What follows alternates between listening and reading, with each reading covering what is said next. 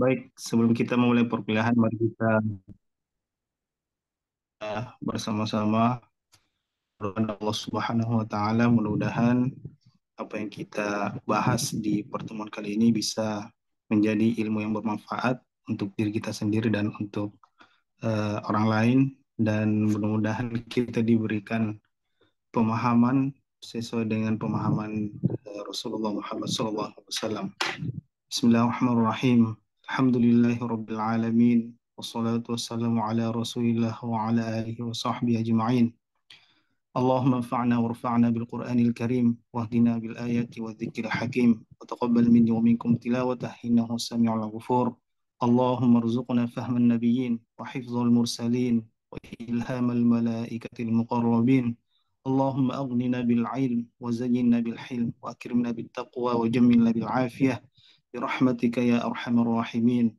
ربنا آتنا في الدنيا حسنة وفي الآخرة حسنة وقنا عذاب النار وادخلنا الجنة مع الأبرار يا عزيز يا غفار يا رب العالمين. وصلى الله على سيدنا محمد والحمد لله رب العالمين. الفاتحة.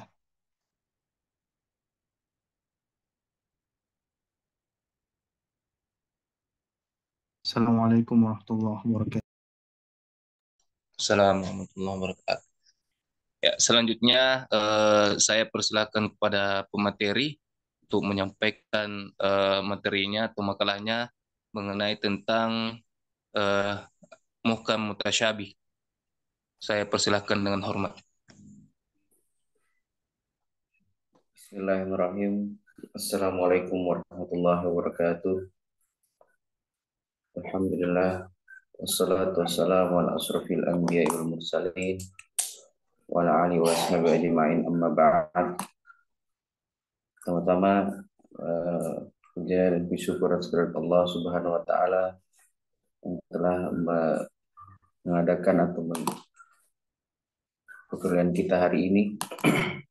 Langsung tak lupa pula salawat serta salam pada junjungan Nabi Muhammad SAW yang telah membawa agama kita dari gelap menuju terang benderang. Langsung saja, insya Allah saya akan memberikan sebuah makalah, yaitu dari berjudul Muhkam wal Mutasyabih.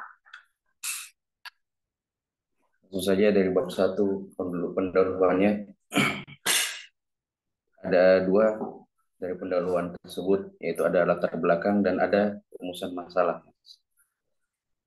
Dan latar belakangnya, Al-Quran adalah kalamullah yang dijadikan sebagai pedoman dalam setiap aspek kehidupan umat Islam. Tentunya harus dipahami secara mendalam. Al-Quran telah menerangkan bahwa Allah Subhanahu wa taala berfirman sebagaimana Al-Quran ini terdapat ayat-ayat muhkamat dan sebagian lagi mustasyabihat. Ayat muhkamat dipahami sebagai yang jelas dan nyata tanpa memerlukan takwil, sementara ayat mutasyabihat dipahami sebagai ayat yang samar sehingga membutuhkan takwil. Berbeda dengan tafsir. Takwil menurut Al-Quran adalah menerjemahkan ayat sesuai dengan keasliannya, sementara tafsir menerangkan kembali ayat-ayat yang sudah jelas aturan hukumnya. Untuk keterangan lebih lanjut, kita langsung kepada pembahasan masalah. Yang pertama, apa pengertian al-muhkam dan al-mutasyabih? Yang kedua, apa hikmah diturunkan ayat-ayat mutasyabih?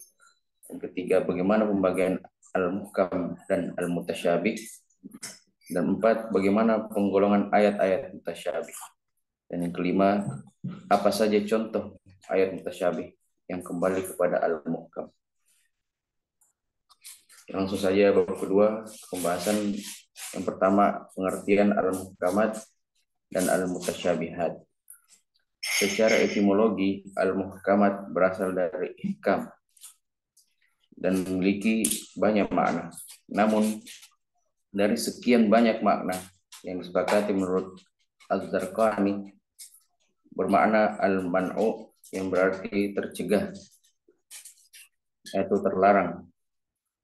Dalam buhus al-mutanawwi'ah fi ulumul Quran, Al-muhkam berasal dari al-ihkam, yang berarti kemampuan atau kemahiran. Adapun menurut istilah terdapat khilafiyah sesama ahli usul mengenai artinya. Itu yang pertama, yang dinamakan muhkam adalah yang diketahui apa yang dimaksud dengannya.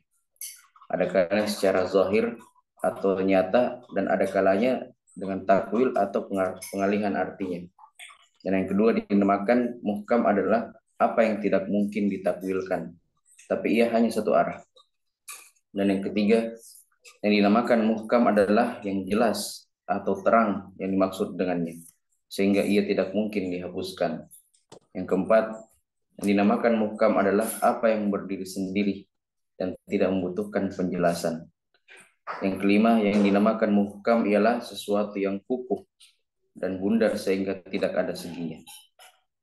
Sementara mutasyabih berasal dari kata syabaha, yang berarti penyerupaan dalam makna. Karena adanya keserupaan dan bentuk tersebut mengakibatkan terjadinya kesamaran makna. Adapun menurut istilah ialah yang pertama, apa yang bertalian dan pengaruh ilmu Allah seperti as-sa'ah dan atau kehancuran total. Keluar binatang-binatang besar dan dajjal.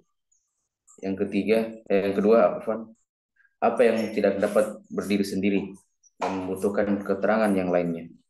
Dan yang ketiga, apa yang memungkinkan pengertian yang tidak satu saja. Dan yang keempat, apa yang tidak terang, apa yang dimaksud dengan membutuhkan Tunggu nasakh. dulu Ustaz Guntur.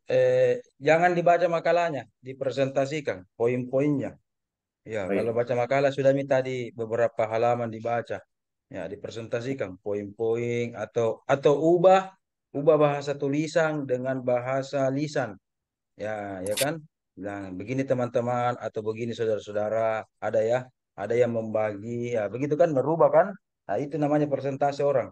Besok-besok ini semua calon guru atau calon dosen, ya nanti diundang seminar-seminar dan seterusnya, kita latih memang sekarang. Ya, silakan presentasi, bukan membaca Ustaz Guntur. Silakan. Bismillah. siap. Sampai tadi pengertian al-muhkam dan mutasyabih.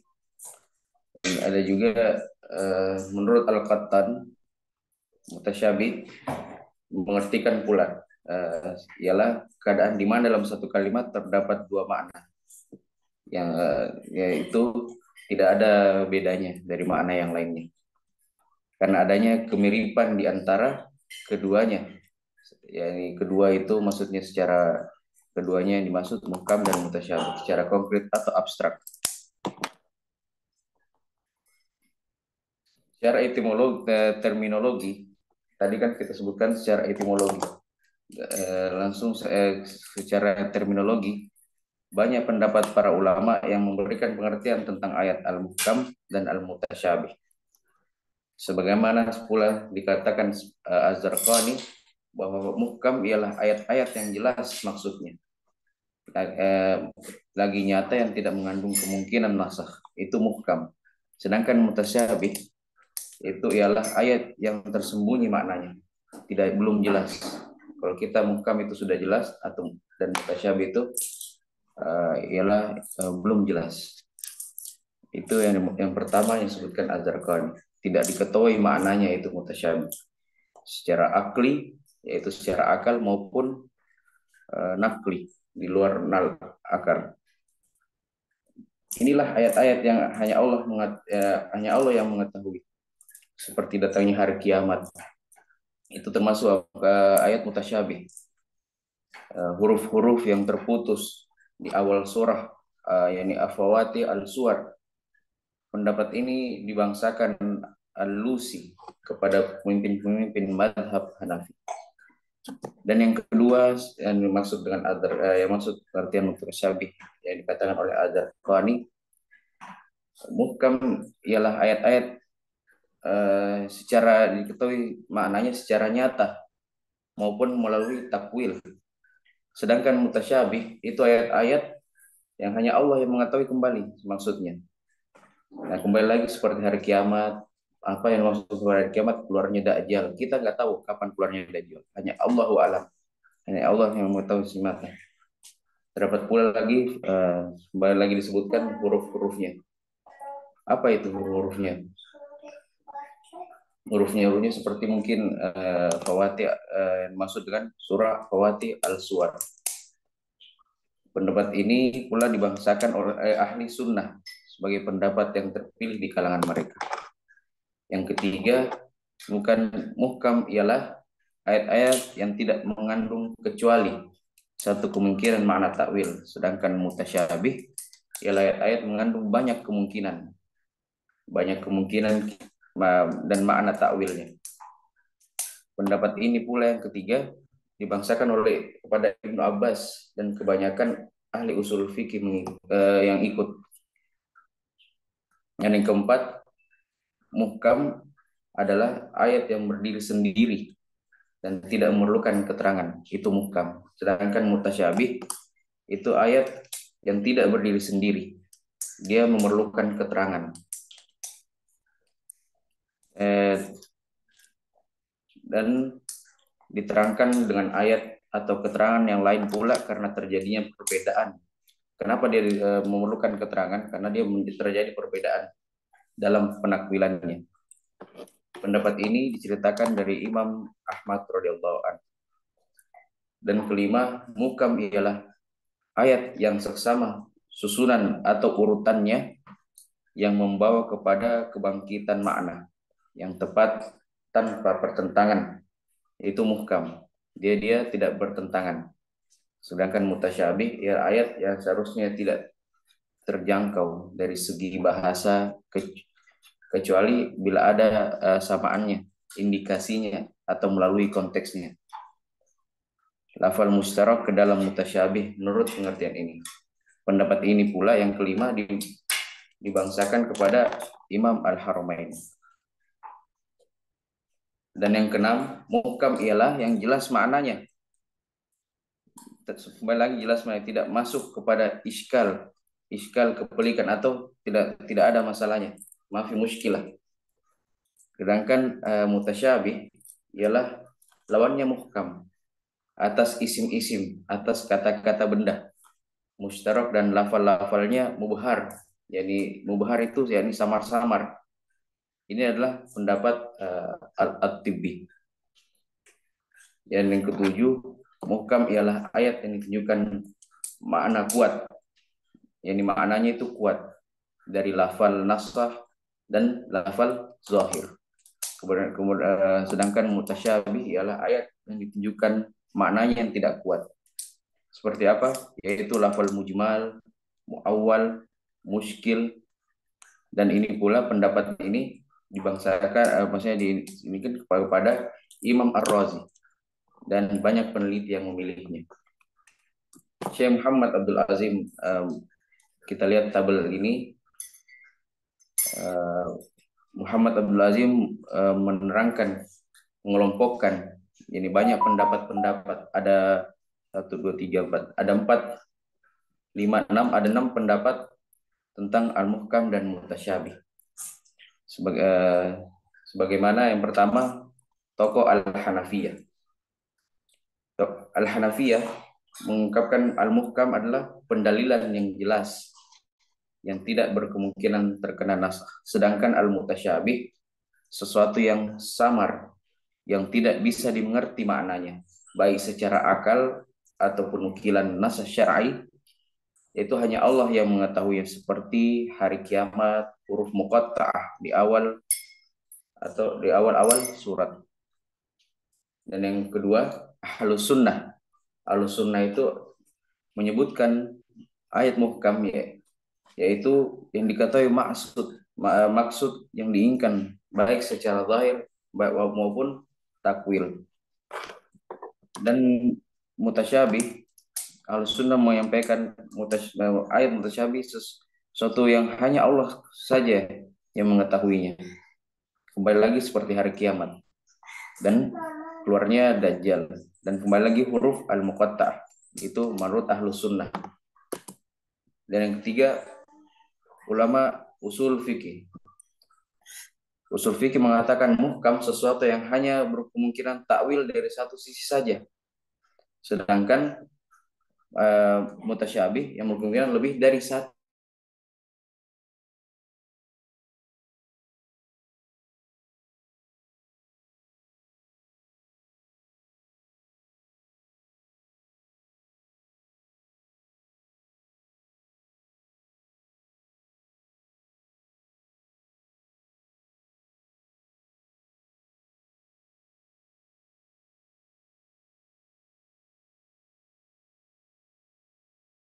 Penjelasan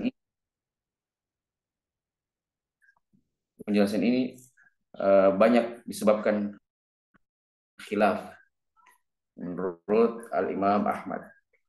Dan yang kelima, berapa ini? Ayo, yang kelima,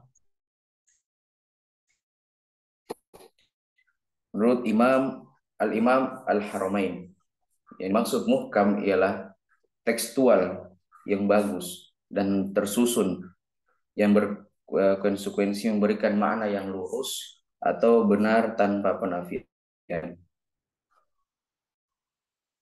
Dan mutasyabih sesuatu yang jika ditinjau dari segi bahasa dia tidak dapat dimengerti kecuali didampingi dengan tanda atau pendukung seperti satu kata. Ini satu kata yang memiliki makna. Dan yang terakhir, menurut At-Tibi, yang masuk muhkam ialah makna itu yang jelas, yang sudah tidak menimbulkan kesamaran, sudah tidak ada kesamarannya, itu muhkam. Sedangkan mutasyabih maknanya masih samar-samar, menimbulkan kesamaran. Sebutkan pula macam-macam mutasyabih ini beberapa pendapat ulama di dalam. Seperti pada ke-8 Hijriah, Imam Asy-Syatibi menuliskan bahwasanya al-mutasyabih itu ada 3. Al-mutasyabih itu ada 3. Yang pertama al-mutasyabih al-hakiki, yang kedua al-mutasyabih al-idhafi, dan yang ketiga al-mutasyabih dalam al-mutasyabih saja. Pertama al-mutasyabih al-hakiki. Apa itu mutasyabih al-hakiki? Al-mutasyabih al-hakiki adalah bagian dari Al-Quran yang mana kita tidak dapat memahami maknanya. Bahkan seorang mujtahid pun saat menelitinya tidak bisa mendapatkan maknanya yang muhkam. Itu al-mutasyabih al-hakiki. Sedangkan yang kedua, al-mutasyabih al-idhafi, adalah bagian dari Al-Quran yang sebenarnya maknanya bisa dimengerti dalam syariat, akan tetapi terkadang dirancukan oleh kejahilan atau hawa nafsu, sehingga dalam pandangannya menjadi mutasyabih yang sebenarnya, yaitu seperti mutasyabih yang hakiki, lebih condong kepada muhkam. Jenis kedua ini disebut juga dengan istilah al-mutasyabih an-nisbi. Mutasyabih an-nisbi. Jadi al-idhafi bisa dicondongkan kepada al-mutasyabih an-nisbi, yaitu yang relatif dan hanya ulama tertentu saja yang dapat memahami maknanya. Dan yang ketiga, al-mutasyabih dalam istilah hukum bukan pada ayat atau dalilnya, akan tetapi pada ilahnya. Contoh, ayat tentang haramnya bangkai dan halalnya hewan yang disembelih secara syar'i sangatlah jelas.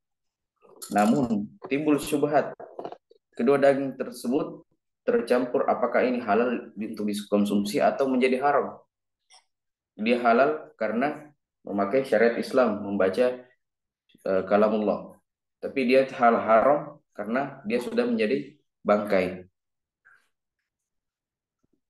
Itu 3 bentuk al-mutasyabih. Kemudian menurut Az-Zarkashi, dia mengutip pendapat An-Naisaburi. Ada 3 pendapat ulama mengenai ayat Al-Quran itu. Yang pertama, Al-Quran seluruhnya muhakam. Pendapat ini berdasarkan surah Hud ayat 11, ayat 1, sebagaimana Allah Subhanahu wa taala berfirman, A'udzubillahi minasyaitonirrajim. Alif lam ra. Kitabun uhkimat ayatuhu. Tsumma fussilat min ladun hakimin khabir. Itu yang artinya alif lam ra. Suatu kitab yang ayat-ayatnya disusun dengan rapi serta dijelaskan secara terperinci, yang diturunkan dari sisi Allah yang maha bijaksana lagi maha tahu. Dan yang kedua, Al-Quran seluruhnya mutasyabih. Pendapat ini berdasarkan surat Az-Zumar ayat 23. Allah Subhanahu wa taala berfirman, Allahu nazzal ahsanal hadits kitaban mutasyabihan. Yang artinya Allah telah menurunkan perkataan yang paling baik, yaitu Al-Quran yang mutasyabih. Dan yang ketiga, pendapat mengatakan bahwa sebagian isi Al-Quran itu mutasyabih dan sebagiannya lagi isinya muhkam. Pendapat ini yang paling benar menurut Az-Zarkashi karena berdasarkan pada surah Al-Imran. Ya, Allah Subhanahu wa taala berfirman, "Wallazi anzala 'alaikal kitaba minhu ayatum muhkamatun hunna ummul kitab wa ukhra mutasyabihat." Yang artinya dialah yang menurunkan Alkitab, yaitu Al-Qur'an kepada kalian, kepada kamu. Di antara isinya ada ayat-ayat muhkamat, itulah pokok-pokok isi Al-Quran, dan yang lain ayat-ayat mutasyabihat. Itu disebutkan ada muhkamat dan ada mutasyabihat. Dan bagian kedua, setelah pengertiannya, saya sebutkan pembagian ayat-ayat al-muhkam dan al-mutasyabih. Kembali lagi Az-Zarqani membagi ayat mutasyabihat menjadi 3 macam. Yang pertama, ayat-ayat yang seluruh manusia tidak dapat sampai kepada maksudnya. Maksudnya tidak tahu maksudnya. Seperti pengetahuan tentang zat Allah, hanya Allah yang tahu, dan hakikat sifat-sifatnya. Pengetahuan tentang kiamat dan hal-hal gaib lainnya, itu cuma Allah yang tahu. Allah, sebagaimana Allah Subhanahu wa taala berfirman dalam surah Al-An'am, wa indahu mafatihul ghaib la ya'lamuha illa huwa. Yang artinya, dan pada sisi Allah lah kunci-kunci semua yang gaib. Tidak ada yang mengetahuinya kecuali Dia sendiri, kecuali Allah semata. Dan yang kedua, ayat-ayat yang setiap orang bisa mengetahui maksudnya melalui penelitian atau pengkajian, seperti ayat-ayat mutasyabihat yang kesamarannya timbul akibat ringkas, panjang atau urutannya, dan seumpamanya. Allah sebagaimana Allah Subhanahu wa taala berfirman di surat An-Nisa, wa in khiftum alla tuqsitu fil yatama fankihu ma taba lakum minan nisa. Yang artinya, dan jika kamu takut tidak akan dapat berlaku adil terhadap hak-hak perempuan yang yatim, maka kawinlah wanita-wanita lain yang kamu senangi. Maksud ayat ini tidak jelas, dan ketidakjelasannya karena lafalnya yang ringkas. Ada kalimat yang asal berbunyi. Dan kalimat asal berbunyi, wa in khiftum alla tuqsitu fil yatama iza tazawwajtum bihinna fankihu ma taba lakum minan nisa. Dan jika kamu takut tidak akan dapat berlaku adil terhadap hak-hak yang perempuan, itu hak perempuan yang yatim, sekiranya kamu kawini mereka, maka kawinilah wanita-wanita selain mereka. Dan yang ketiga, ayat-ayat mutasyabihat, ya maksudnya dapat diketahui oleh para ulama tertentu saja. Contohnya, hal inilah yang disyariatkan dengan Nabi dengan doanya bagi Ibnu Abbas. Ya, yaitu apa doanya? Allahumma faqahu fid din walam wa alam wa alimhu ta'wil. Allah wa alimhu ta'wil. Yaitu, ya Tuhanku, jadikanlah dia seorang yang paham dalam agama dan ajarkanlah kepada takwil. Itu doa untuk Ibnu Abbas oleh Rasulullah, dari Rasulullah. Dan yang ketiga, bagian yang ketiga, sebutkan penggolongan ayat-ayat mutasyabih. Apa itu penggolongan ayat mutasyabih? Ayat-ayat mutasyabih dapat dikategorikan kepada 3 bagian, yaitu pertama, mutasyabih dari segi lafadznya. Dan yang kedua, mutasyabih dari segi maknanya. Dan yang ketiga, merupakan kombinasi dari keduanya. Keduanya itu lafadz dan maknanya. Yaitu mutasyabih dari segi lafadz dan maknanya sekaligus. Yang pertama, mutasyabih dari segi lafadz. Mutasyabih dari segi lafadz ini dapat pula itu dibagi dua. Yang pertama, yang dikembalikan kepada yang tunggal, yang sulit permaknaannya seperti al-ab dan rufun, dan yang dilihat dari segi gandanya. Gandanya lafadz itu dalam pemakaiannya seperti lafadz al-yad dan al-ain. Dan yang kedua, lafadz yang dikembalikan kepada bilangan susunan kalimatnya, yang seperti ini ada 3, yaitu mutasyabih karena ringkasan kalimat seperti firman Allah Subhanahu wa taala, wa in khiftum alla tuqsitu fil yatama. Yang dimaksud dengan al-yatama di sini ada mencakup itu al-yatim. Yang kedua, mutasyabih karena luasnya kalimat seperti firman Allah, kamisli syai'un lais. Niscaya akan lebih mudah dipahami jika dengan laisa misli syai'un. Yaitu kalau kamisli syai'un lais itu lebih mudah kita pahami dengan laisa misli syai'un. Dan yang ketiga, mutasyabih karena susunan kalimatnya seperti firman Allah, unzila ala abdihil kitabi walam yaj'al lahu ujujan qayyima. Akan mudah dipahami bila diungkapkan dengan unzila ala abdihil kitab qayyima walam yaj'al lahu ujuja. Itu lebih dipahami yang kedua. Dan yang kedua pula mutasyabih dari segi maknanya. Pertama kita sudah sebutkan segi lafadznya. Dan yang kedua kita sebutkan dengan segi maknanya.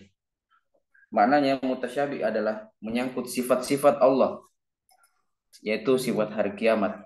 Dan sifat hari kiamat, bagaimana dan kapan terjadinya. Semua sifat yang demikian tidak dapat digambarkan secara konkret, karena kejadiannya belum pernah terjadi. Dan belum pernah dialami oleh siapapun. Hanya Allah Subhanahu wa taala yang mengetahuinya.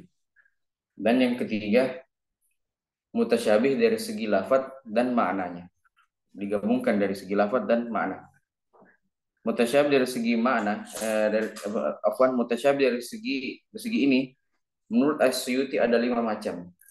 Yaitu mutasyabih dari segi kadarnya, seperti lafadz yang umum dan khusus.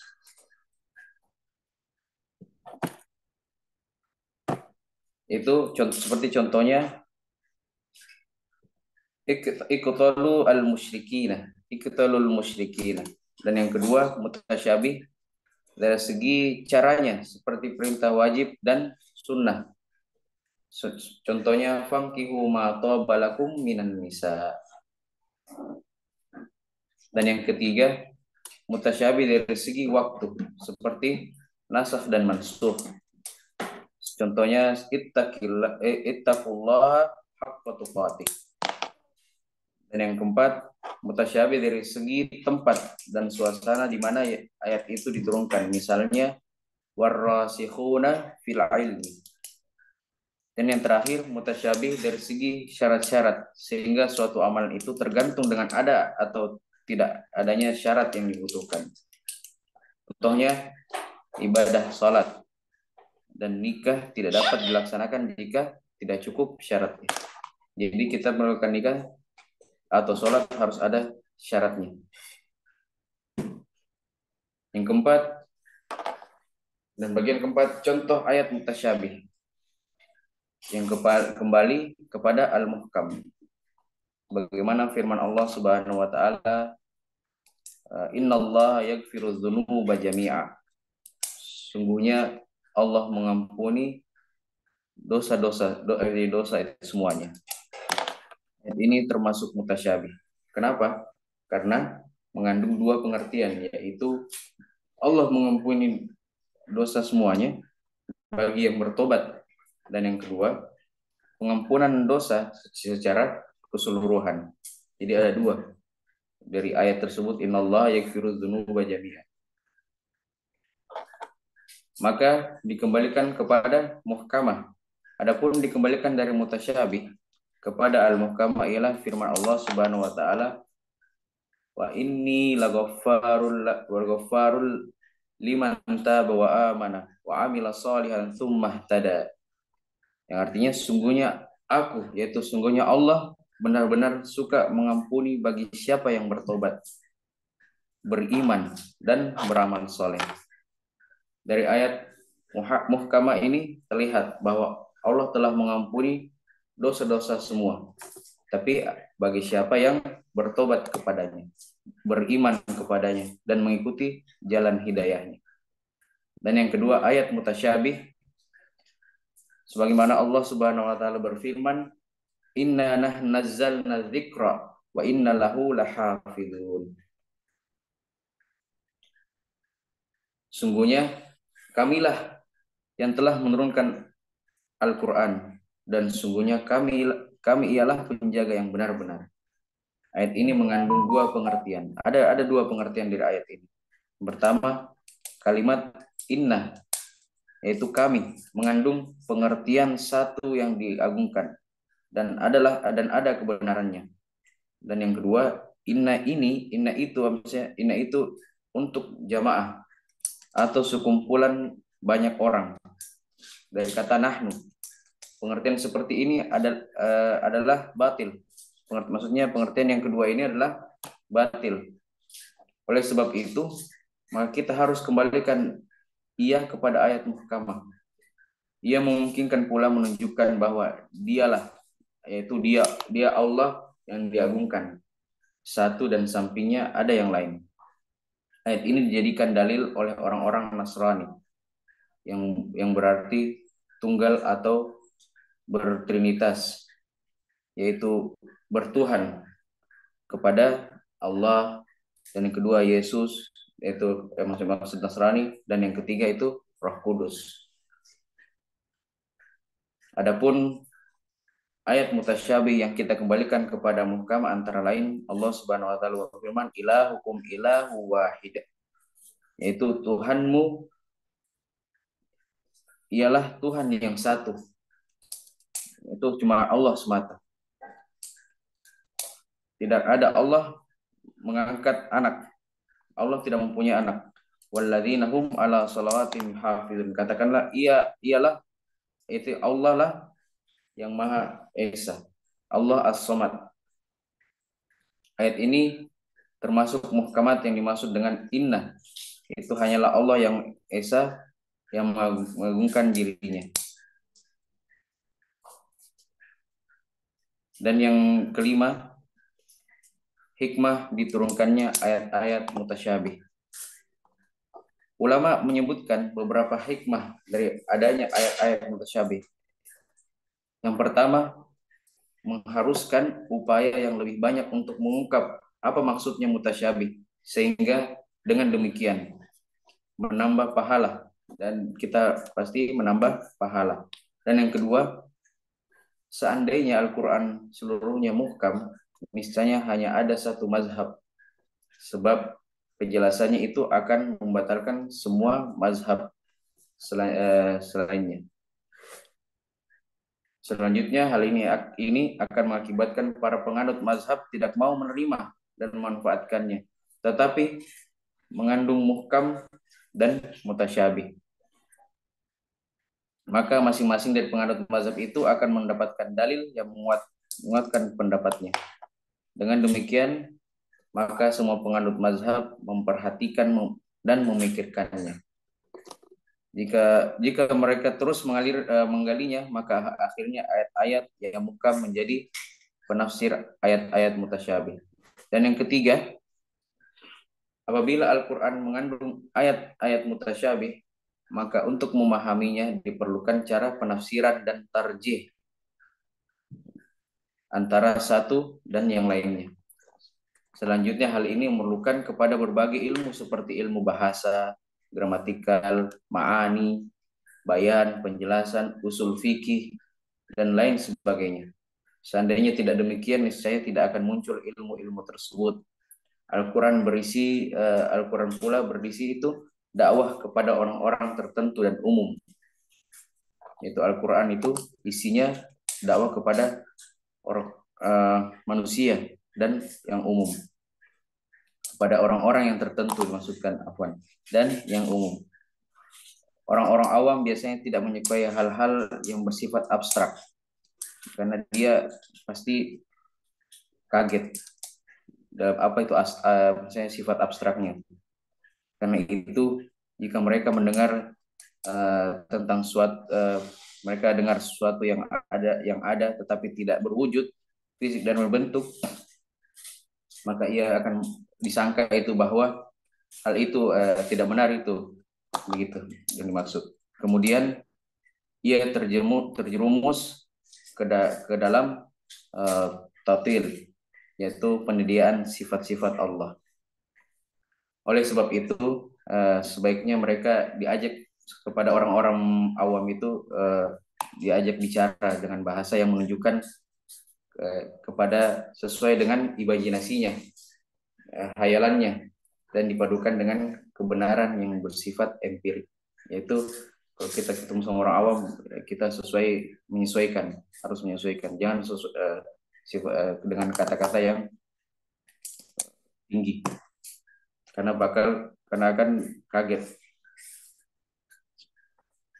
Dan yang keenam, pandangan para ulama menyikapi ayat-ayat mutasyabih. Dasarnya, pendapat para ulama dalam menanggapi sifat-sifat mutasyabih dalam Al-Quran dilatar belakangi oleh perbedaan pemahaman, sebagaimana atas firman Allah Subhanahu wa taala dalam Al-Quran surah Al-Imran ayat 7. Subi al-Sahih membedakan pendapat para ulama ke dalam dua mazhab. Yang pertama itu mazhab salaf, yaitu orang-orang yang mempercayai dan mengimani sifat-sifat mutasyabihat ini dan menyerahkan hakikatnya kepada Allah sendiri. Para ulama salaf mengharuskan kita berwakaf, jadi berhenti wakaf dalam membaca Quran Al-Imran ayat 7 pada lafaz jalalah. Hal ini memberikan pengertian bahwa hanya Allah yang mengerti takwil dari ayat-ayat mutasyabihat yang ada. Mazhab ini juga disebut mazhab muwaffidah atau tafwid. Dan yang kedua, mazhab khalaf, yaitu orang-orang yang mentakwilkan atau mempertangguhkan lafal yang mustahil zahirnya kepada makna yang layak, yaitu yang layak dengan zat Allah. Dalam memahami Quran surat Al-Imran ayat 7, mazhab ini mewakafkan bacaan mereka pada lafal warrasikhuna fil ilmi. Hal ini memberikan pengertian bahwa yang mengetahui takwil dari ayat mutasyabih adalah Allah dan orang-orang yang rasikh, yaitu yang mendalam dalam ilmunya.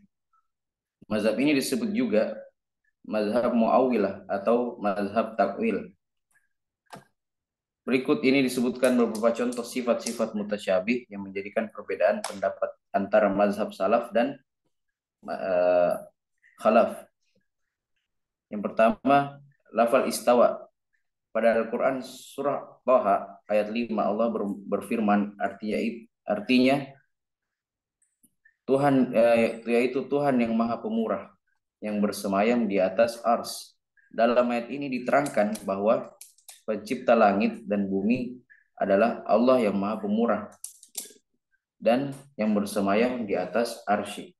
Menurut mazhab salaf, arti kata istawa sudah jelas, yaitu bersemayam, duduk di atas arsy, yaitu apa tuh arsy itu? Tahta. Namun tata cara dan kafiatnya tidak kita tahu, dan diharuskan bagi kita untuk menyerahkan sepenuhnya urusan mengetahui hakikat kata istawa itu kepada Allah sendiri. Hanya Allah yang tahu, Allahu a'lam. Sedangkan mazhab khalaf memanakan istawa itu dalam ketinggian yang abstrak, pengendalian Allah terhadap alam tanpa merasa kepayahan. Dan yang kedua, lafal yadun. Yang pertama lafal istawa dan kedua lafal yadun. Pada Al-Quran surah Al-Fat ayat 10 artinya bahwasanya orang yang berjanji setia kepada kamu, sungguhnya mereka berjanji setia kepada Allah. Tangan Allah di atas tangan mereka. Di atas yang dimaksud ayat tersebut terdapat lafal yadun yang secara bahasa berarti tangan. Para ulama salaf mengartikan sebagaimana adanya dan menyerahkan hakikat maknanya kepada Allah. Sedangkan ulama khalaf memaknai lafal yadun dengan kekuasaan. Jadi salaf mengartikan adanya yang menyerahkan hakikatnya kembali kepada Allah semata. Tapi al-khalaf memaknai lafal yadun ini dengan kekuasaan. Karena tidak mungkin Allah mempunyai tangan seperti halnya pada makhluk. Allahu a'lam. Ya, alhamdulillah di makalah kita mutasyabih saya dan terakhir menyebutkan kesimpulan muhkam dan al-mutasyabih. Itu kesimpulannya muhkam berarti ayat-ayat yang jelas maknanya, yang sedangkan tidak memerlukan keterangan dari ayat-ayat lain. Sedangkan mutasyabih itu belum jelas dan masih diperlukan memerlukan keterangan dari ayat-ayat tersebut.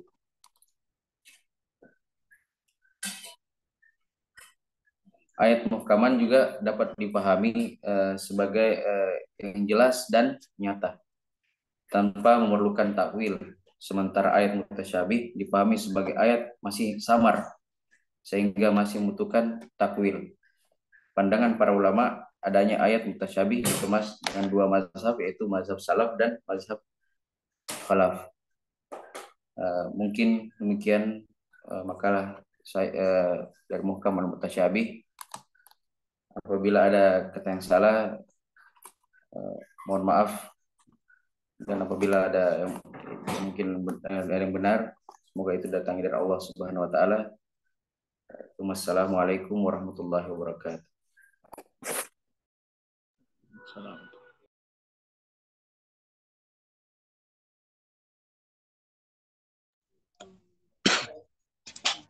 Ya, itulah tadi makalah atau topik pembahasan kita pada hari ini yang disampaikan oleh Saudara Abdillah Guntur.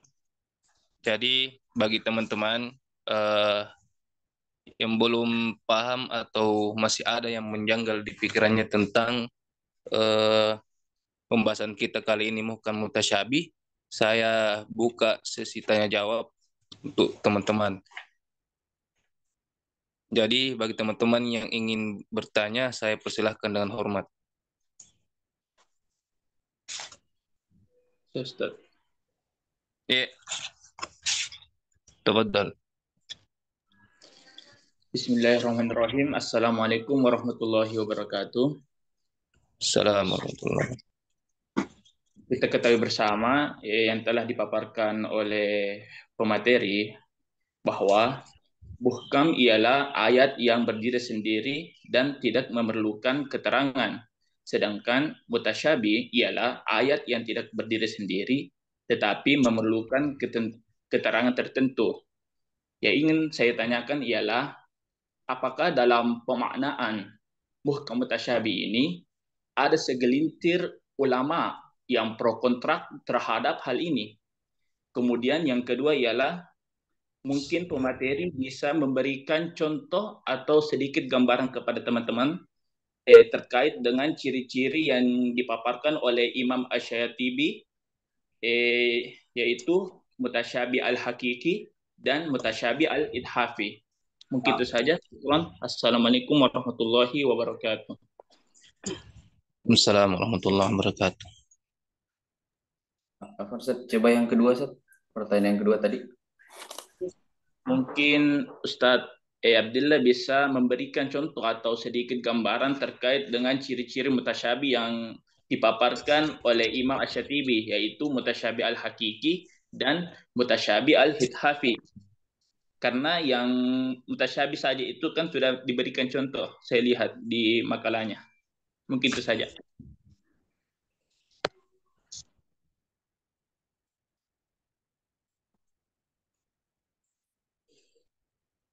Ya, dari teman-teman yang lain, apakah ada yang ingin bertanya? Saya persilakan dengan hormat mengenai tentang materi kita hari ini tentang muhkam mutasyabi.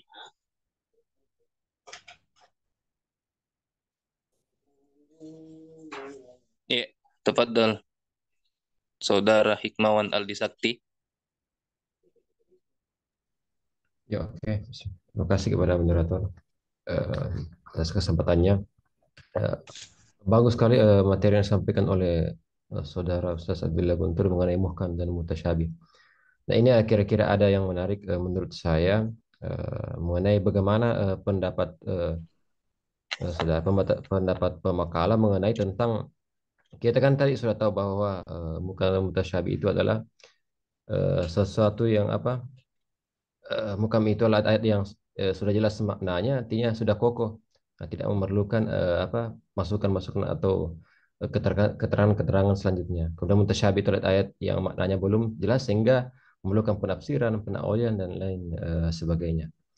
Nah, kita ketahui bahwa khususnya huruf muqatta'ah itu kayak alif lam mim itu kan, kalau tidak salah ulama klasik itu, ulama klasik itu memberikan keterangan bahwa wallahu alam mengenai ayat-ayat tersebut. Tetapi kalau kita itu lihat apa, khususnya tafsir apa, Syekh Tantai Al-Johari itu mengartikan itu alif lam itu alif itu sebagai Allah, lam itu sebagai Jibril, dan mim itu sebagai Muhammad.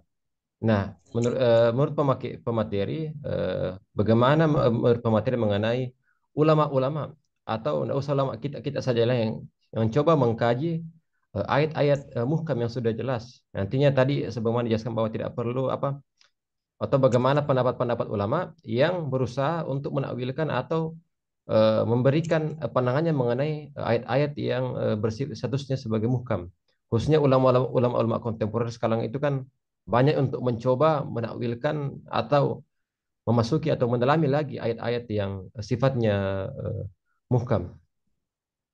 Oke, mungkin saya terima kasih.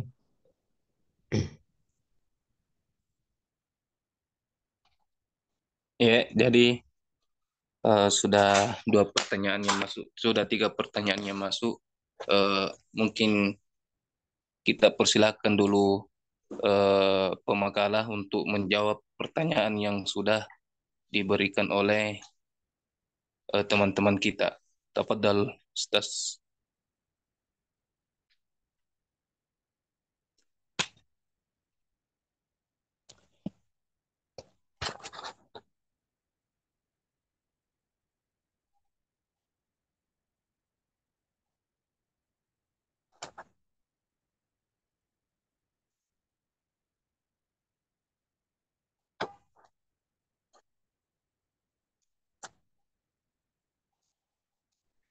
Tafadhal Ustaz Guntur, Ustaz Abdillah Guntur untuk menjawab pertanyaan dari teman-teman kita. Saya persilahkan dengan hormat.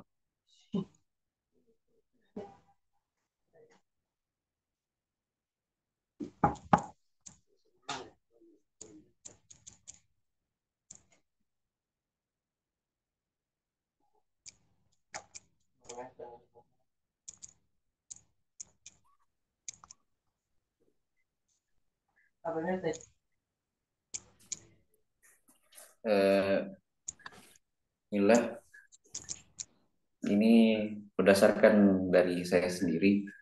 Mungkin ada yang pertanyaan dari teman-teman, ya, ada yang mungkin saya tahu, ya, mungkin lagi pula ada yang belum saya ketahui gitu. Karena mungkin dosen kita yang lebih mengetahui. Bagaimana pertama, apakah pemaknaan dari muhkam dan mutasyabih ini, apakah ada ulama yang pro, apa yang lebih fokus dengan mutasyabih atau muhkam? Itu ulama pun maksudnya ulama pun pasti mempelajari apa itu muhkam dan apa juga ayat mutasyabih. Sebagian ulama meyakini bahwa dalam Al-Quran ada ayat mutasyabih dan ada pula ada ayat al-muhkam. Semua ulama pula dia mengetahui mutasyabih itu tidak diketahui oleh seorang pun, cuman Allah saja yang ketahui. Nah, contohnya seperti hari kiamat dan huruf-huruf al-muqatta'ah itu. Mungkin kalau yang pro itu saya belum tahu. Cuma yang kalau ulama yang kita bilang ulama itu apakah dia mutasyabih atau muhkam, ya mungkin semua ulama mempelajari itu muhkam dan mutasyabih. Cuma itu ada bentuk-bentuknya, mana yang bisa dijelaskan ayat mutasyabih dan mana yang hanya Allah semata yang mengetahui. Itu pertama. Dan contoh muhkam al-hakiki dan idhafi, itu hakiki itu tidak dapat memahami maknanya. Bahkan seorang mujtahid pun tidak mengetahui maknanya. Maksudnya mungkin makna yang seperti kembali, mungkin contohnya di surat Allah Subhanahu wa taala berfirman, "Fantazirus sa'ah." Maka tunggulah pada hari kiamat. Afwan, itu mungkin hadis Rasulullah SAW, "Fantazirus sa'ah." Rasulullah pun tidak mengetahui kapan terjadinya hari kiamat. Itu tapi saya juga belum mendapatkan hakiki dan idofi. Afwan ya, Ustaz Fawas. Karena dan yang ketiga, ayat-ayat muqatta'ah yang dimaksud dengan ayat muqatta'ah alif lam mim itu yang bagaimana Mawar menjelaskan itu, Allahu a'lam. Mungkin pertanyaan saya sebenarnya ya, Afwan, mungkin masuk Ustaz Irham yang lebih.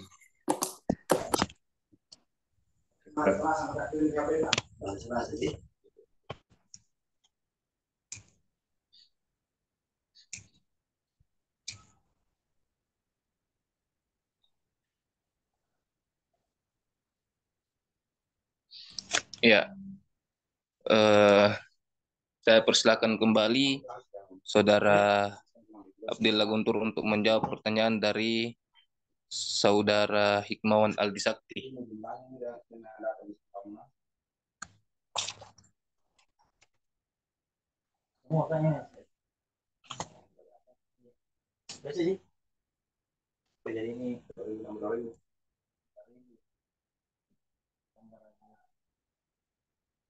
Ya,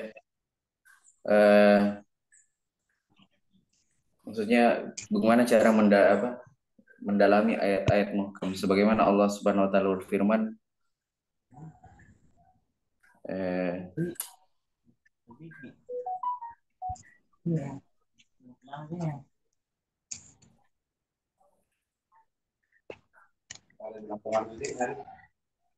Itu alif lam ra kitabun uhkimat ayatu summa fussilat min ayat min ladun hakimun khabir. So, dari kata alif lam ra disebutkan huruf muqatta'ah. Tapi saya belum tahu juga sebab alif lam kan antum tadi sebut alif lam mim. Kalau alif lam ra itu juga satu. Lagi tadi nih, ini jumlah jadilah total. Ya, mungkin belum terjawab dari pertanyaan Saya belum paham. Hikmah Wali Sakti. Jadi saya berikan kesempatan untuk teman-teman yang lain, mungkin ada yang bisa membantu atau mungkin ada yang masih ingin bertanya mengenai tentang materi kita, bukan mutasyabi, saya persilahkan dengan hormat.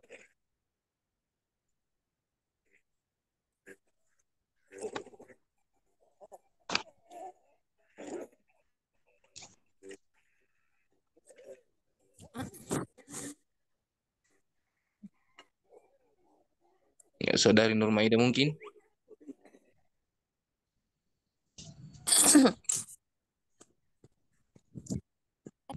Iya, apa lambat Kak bergabung karena sibuk Kak. Urus ke mamaku di rumah sakit.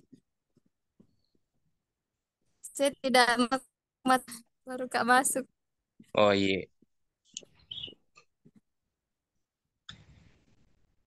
Ya, teman-teman yang lain mungkin masih ada pertanyaan atau ada yang bisa membantu menjawab dari pertanyaan teman-teman. Oh iya, dari saudara Zainal, saya persilahkan dengan hormat.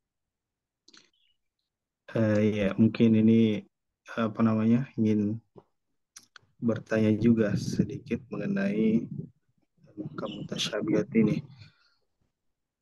Yang ingin saya tanyakan adalah di dalam Al-Quran itu memang ada apa namanya, yang seperti dikatakan tadi, ada yang muhkam, ada yang mutasyabih. Saya teringat ada ayat yang secara lafadz itu mutasyabih, butuh penjelasan. Ada di surah apa namanya itu, Al-Isra kalau salah, dan ada di surah Al-An'am. Yang redaksinya itu dia terbalik, nahnu narzuquhum wa iyyakum dengan nahnu narzuqukum wa iyyahum. Itu kan dalam pengertiannya itu bisa saja memiliki mungkin makna yang berbeda. Nah, di situ kira-kira apa maksud dari ayat tersebut sehingga posisi dari dhamir hum dan kum itu dibalik, padahal kalau kita baca secara keseluruhan itu apa namanya, artinya, maknanya itu sama-sama saja membahas tentang apa namanya, kemiskinan terus pembunuhan, tapi ada satu redaksi yang hampir mirip dan itu yang membuat ayat itu menjadi mutasyabih. Kira-kira apa namanya ya, apa maksud dari itu? Apa maksudnya sehingga domir dari surah Al-Isra ayat 31 itu dirubah, dibalik. Ada nahnu narzuqukum wa iyyahum, ada juga nahnu narzuquhum wa iyyakum. Bisa kita lihat di Al-Quran ayat surahnya surah Al-Isra ayat 31 dan surah apa ya, Al-An'am. Ya, 151. Al-An'am. Al-Isra ayat 31 dan surah Al-An'am ayat 151. Iya, mungkin itu.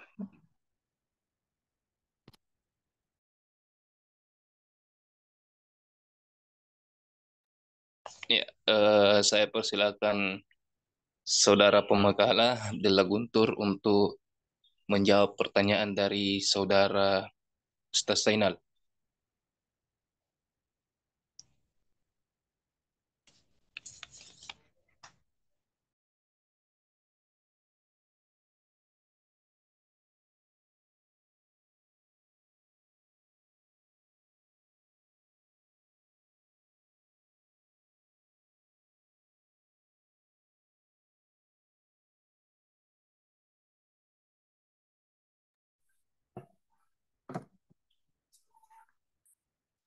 di surat Al-Isra ayat 31. Nahnu narzukuhum wa iyyakum. Apa maksud ayat ini di surat Al-Isra ini? Jangan-janganlah sebagaimana surat lengkapnya wala taqulu auladakum khasyatan imlak. Janganlah kamu membunuh anak-anakmu karena takut dan kemiskinan. Nahnu narzukuhum wa iyyakum. Maksudnya kamilah yang berezeki kepada mereka atau kepada mereka dan kepada inna qatalahum kana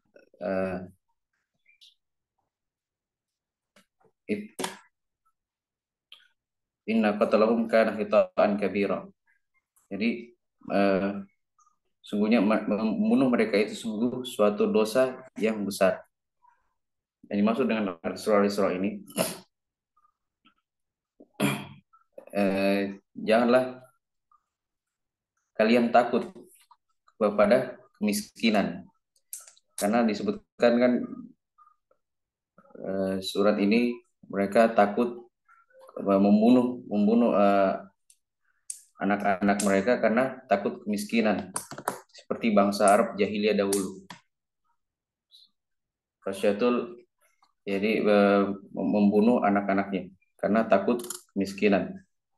Tapi Allah sudah menyajikan di sini, janganlah kalian takut kemiskinan karena Allah akan memberikan rezeki kepada kalian. Itu di surah Al-Isra. Dan ya ini nahnu narzukukum wa iyyahum. Sebagaimana pula di surat Al-An'am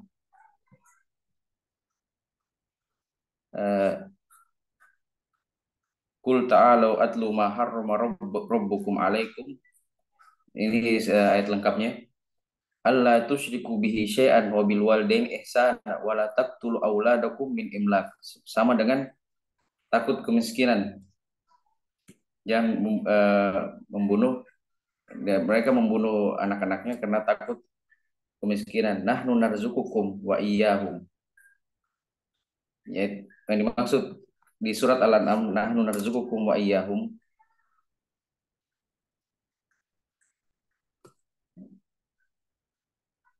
sama pula mungkin artinya sama di sini nahnu narzukukum atau nahnu narzukuhum. Nah, maksudnya dia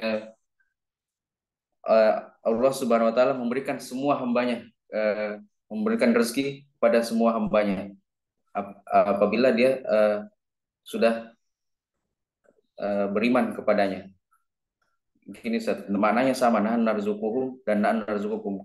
Intinya dengan kita bersyabihat dengan takwilnya, maknanya intinya Allah Subhanahu wa taala memberikan rezeki kepada hambanya yang meminta. Sebagaimana Allah Subhanahu wa taala berfirman, "Ud'uni astajib lakum." Itu Ustaz. Syukran. Ya, bagaimana dengan saudara penanya tentang jawaban dari saudara pemakalah Abdillah Guntur? Apakah ada tanggapan atau sanggahan pada jawabannya? Saya persilahkan dengan hormat.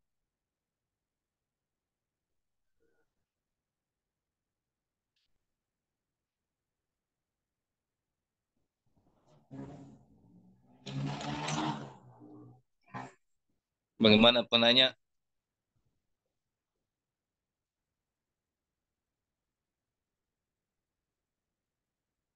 Apakah masih ada sanggahan tentang jawaban yang telah dipaparkan oleh saudara Abdillah Guntur?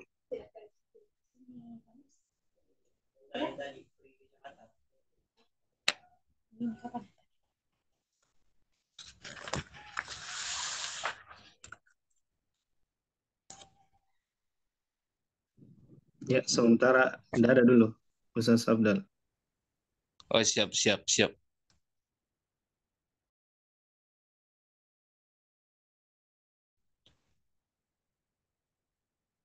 Dari teman-teman yang lain mungkin masih ada yang ingin bertanya. tentang materi kita hari ini?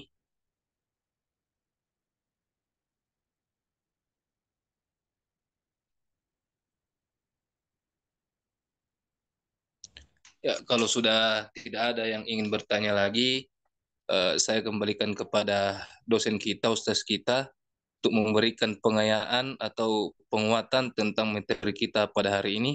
Padanya saya persilahkan dengan hormat. Sebelumnya berikan dulu kesempatan closing statement kepada pemakalah. Mungkin ada kesimpulan, ada mungkin saran, masukan, unek-unek, kesan dan pesan selama menyusun makalah ini. Ya, ada kendala atau apalah. Langsung dipegang anunya, dahinya ya. Mungkin berat sekali ya. Kehidupan di Tekan. Indonesia ya. Iya, dan seterusnya. Oke, silakan 1-2 menit saja singkat.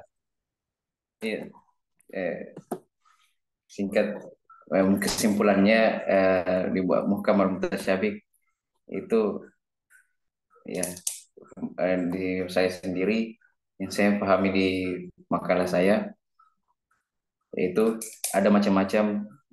Kita fokus di sini di makalah saya difokuskan di mutasyabih, ayat-ayat mutasyabih macam-macamnya yang mutasyabih. Kalau di kalau muhkam itu karena muhkam sudah jelas maknanya, sudah jelas. Cuma al-mutasyabih yang maknanya masih samar gitu. Nah, untuk selama proses buat makalah ini ya mungkin banyak ada kendala jaringan gitu-gitu Ustaz. Jadi mungkin agak lambat sedikit cari ini Ustaz. Sensasinya Ustaz. Karena setiap makalah kan ada kita cari ini. Jadi harus setiap mata kuliah harus ada makalahnya. Jadi itu yang tersendat mati lampu gitu. Ya. Ya, kayak lagunya Nasr ya, mati lampu ya. Iya, Seperti iya, mati lampu. Oke, oke. Ya, iya, minta begitu maaf. memang kehidupan biasa saja. Iya. Oke, terima kasih. Assalamualaikum warahmatullahi wabarakatuh. Waalaikumsalam Waalaikumsalam. warahmatullahi Tuh. Ya, Alhamdulillah wassalatu ala rasulillahi wa ba'du. Puji syukur kepada Allah, salawat dan salam kepada Nabi besar Muhammad sallallahu alaihi wasallam. Allahumma salli wa sallim wa barik alaih. Oke. Sebelum kita mulai, kita lihat dulu ya. Ini reguler 2, non reguler 2 ya. Kita absen dulu. Nah, oke. Yang pertama itu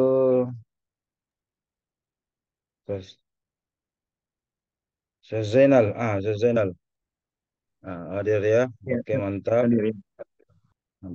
Selanjutnya Ustaz Yusril. Mana Ustaz Yusril? Ya, ada Ustaz. Ya, Ustaz Yusril ini S1-nya kemarin dari mana? Di UIN juga, Ustaz. Di mana? UIN juga, Ustaz. UIN. UIN ya? Ya. Oke, oke, oke. Yusril Afwas. Afwas. Ada tadi Afwas. Mana Afwas itu? Ada, Ustaz. Mana pertanyaanmu, Afwas? Itu yang saya katakan di grup tadi yang bertanya. Tulis sedikit pertanyaan tas, Bos. Ada yang lain juga. Oke. Afwas seletin dengan Yusril di UIN. Enggak. Jadi, Ustaz. Mungkin UIN lain dia, Ustaz. Yusril dari mana? UIN dari mana? UIN Alauddin atau UIN? Laudin, Ustaz. Oh, seniormu tahu Afwas. Iya. Iya.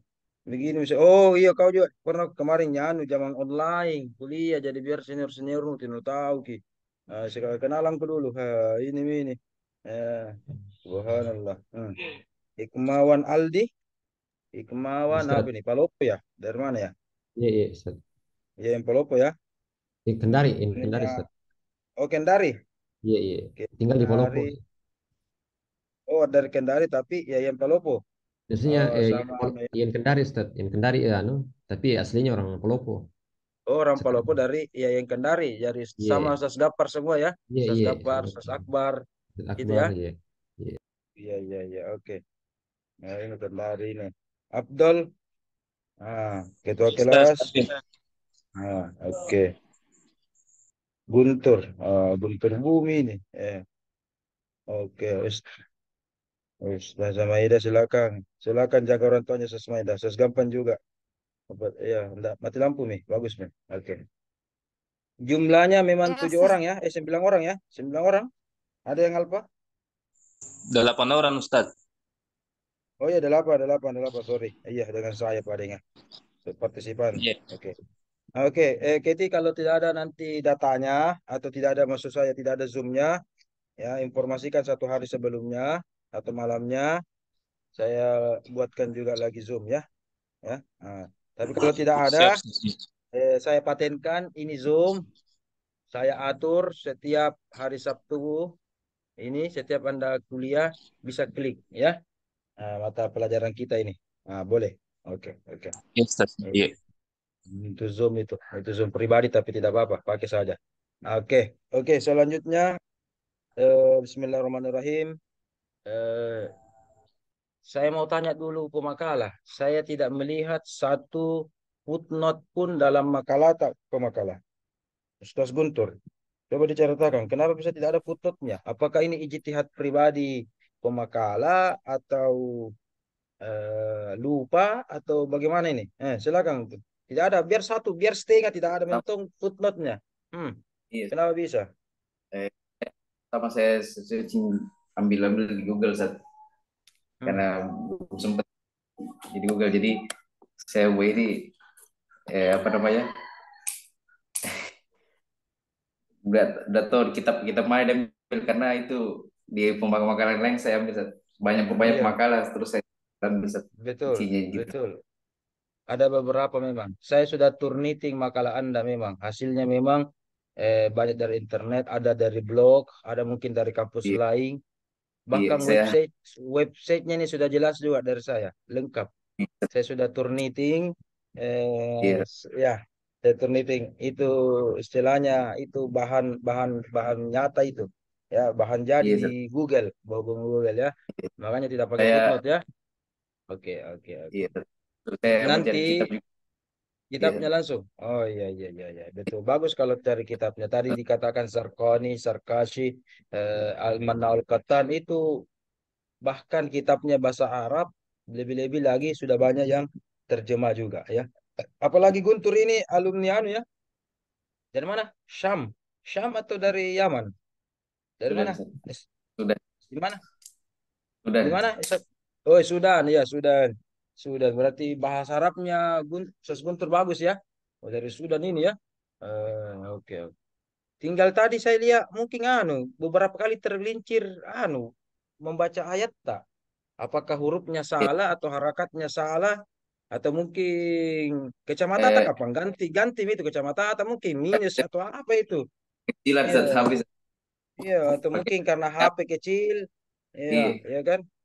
Dan iya seterusnya. Ustaz. Ada Susainal lah di sini ahlinya. Iya, mungkin Susainal tadi cuma senyum-senyum melihat bagaimana tadi surah Al-An'am ya tentang imlak tadi itu Iya. tak iya dan seterusnya. Oke. Oke, coba kita lihat. Ya apa Eh, Ustaz? Tidak apa-apa, tidak apa-apa. Baru di awal ini, jadi eh, santai saja. Oke, oke. Pertama yang ingin saya sampaikan kepada teman-teman semua, yaitu saya share. Pemakalah bagus kalau share screen. Padahal saya tadi sudah izinkan semua partisipan untuk bisa share screen, ya.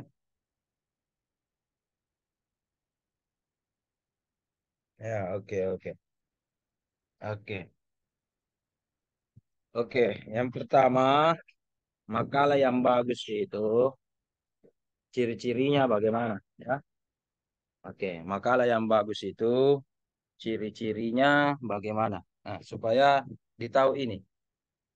Karena saya sesuai dengan pengalaman ini, mulai dari jadi mahasiswa sampai ini, melihat progres mahasiswa, ya, di S1 sampai S3, saya lihat yang bagus makalahnya, cenderung juga bagus skripsi, tesis, atau disertasinya. Atau yang lihai, pandai membuat makalah, juga itu berbanding lurus dengan cepatnya dia membuat tesis, dan kalau tidak lihai itu juga memperlambat dia selesai. Ya itu. Jadi mumpun di awal ini kami mohon, terutama saya sebagai prodi ataupun sebagai dosen ilmu Al-Quran di Pasda, saya mohon teman-teman ini yang 8 orang supaya mengupgrade kemampuannya, ya, apalagi masih muda inilah, ya, masih muda. S3 lagi kalau diajar sudah ada cucunya. Ya bisa, saya masih semangat belajar, ya kan? Sudah kepala 5, sudah kepala 6, masih semangat belajar. Apalagi ini masih fresh-fresh ini, kepala 2, kepala 3 ya. Nah, jadi upgrade kemampuannya dalam menulis karya tulis ilmiah, ya. Ciri-cirinya apa? Yang pertama, saya saya tantang teman-teman ini supaya makalahnya betul-betul baik dan latihan dari sekarang.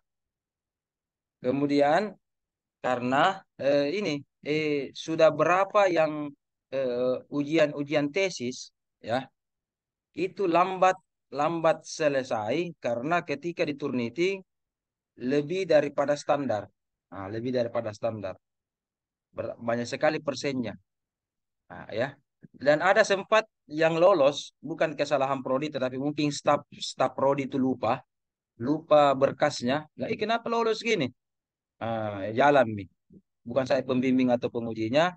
Ya walhasil lagi-lagi begitu. Ujung-ujungnya pembimbing atau penguji tesisnya mempertanyakan bagaimana Turnitinnya ini. Kenapa saya rasa banyak terulang apa dan sebagainya. Materi-materi dari dulu ini. Istilahnya copy paste ini bahan. Penguji dan pembimbing dosen-dosen pasti tahu juga itu. Ya kan, istilahnya ini materi sudah lama. Kalau tidak ada pembaharuan atau tidak ada modifikasi, ya kentara sekali itu. Ya, kalau kita sudah biasa baca dan sebagainya. Wih, oh ternyata, oh iya sorry Ustaz, sorry Prof. Ini belum sempat Turnitin. Saya juga tidak tahu bahwa ini. Oh iya, ternyata betul di Turnitin jauh dari harapan. Ya, oke. Jadi begini, coba lihat baik-baik, ya. Coba lihat baik-baik. Kalau skripsi S1 standar Turnitinnya itu plagiasinya, copy paste-nya itu 24% ke bawah. Ya, kalau skripsi ya, ada di sini Afwas, ada di sini Afdal, alumni UI di sini, itu pasti di Turnitin. Ya, di Kendari juga pasti, begitu sama di Turnitin. Skripsi itu 24%. Jangan jadi masalah bapak-bapak ini dan ibu-ibu, bukan, oh satu hari ibu di, ya oke, bapak-bapak dan ibu, saudara-saudari ini akan membuat tesis. Seingat saya itu tesis itu standarnya cuma 5%. Standarnya 5%. Tesis dan disertasi itu standarnya 5%. Ya, tetapi saya lihat ya prodi juga bilang jangan terlalu ketat, minimal bisalah 10 atau 15, ya. Ya, apalagi kita banyak ayat-ayatnya, ada hadis-hadisnya, ya, ada terjemahan-terjemahannya, ya. Oke. Jadi walaupun tesis itu tidak bisa 5%, ya yang penting lebih 10 lah, ya. Jangan juga pas-pas 24%. Sama dengan kalau skripsi, apa bedanya ya? Ya 10 lah, 15 lah. Itu luar biasa kita ini, prodi dan dosen-dosen ilmu Al-Quran itu sebenarnya saya lihat dosen-dosen yang paling toleransi di dunia itu, atau toleransi di UI ini itu. Di antara semua jurusan saya lihat UI, jurusan-jurusan tafsir itu yang paling toleransi. Bagaimana Afwas? Ketika kemarin Anda tamat, ya kan, penguji pembimbing Anda itu pasti selalu mempermudah Anda itu, walaupun geleng-geleng kepala biasa. Ini penulisannya ini masih salah ini apa. Bagaimana Bos kemarin? Ustaz. Apa sini saya tunggu hari HP itu pagi-pagi sekali tidak ada. Tidak mengajar PI. Lupa Tommy balas anunya. Iya kan, kualitas toleransi. Iya. Kalau mau dikasih ketat, lama lagi. Belum lagi kemarin bayar lagi SPP. Ya jadi begitu Bapak-bapak Ibu-ibu ya.